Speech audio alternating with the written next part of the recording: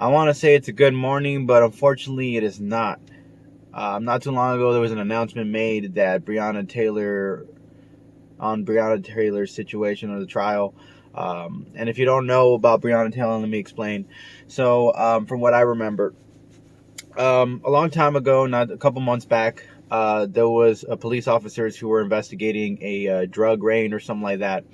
And they targeted, well, they didn't target hers, but they did have her house as one of the lists. I believe her ex-boyfriend used to be with her, and that's why they kind of linked them together in that way. I don't know if that's the actual fact. But there was apparently some kind of law that allowed police officers to go in without a warrant, without announcing themselves as police officers in certain situations. And they tried that law, and it turned out these police officers tried to break into this house, or without announcing themselves, without saying that they had a warrant or anything like that. And the gentleman, Breonna Taylor's current boyfriend at the time, shot at the right through the wall because he thought it was an intruder. Okay, it wasn't because he thought they were cops. He thought they were intruders trying to enter the home, trying to rob him. So he shot at the wall. And then the police officers, more than one, started shooting, I believe maybe 4 of them, started laying waste into the wall, shooting lead right through it, killing Breonna Taylor. The boyfriend survived, but Breonna Taylor did not. She unfortunately died through the shootout.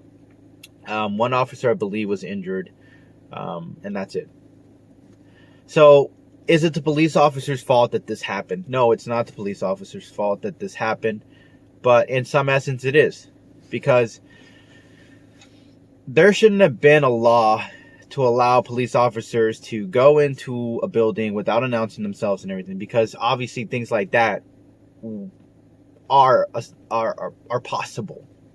Somebody is going to mistaken them as an intruder, especially in a state where they allow you to carry firearms in your home. You're obviously going to protect yourself. That's the whole point. That was the whole point of almost the whole point of the Second Amendment, to be able to protect yourself in your own property.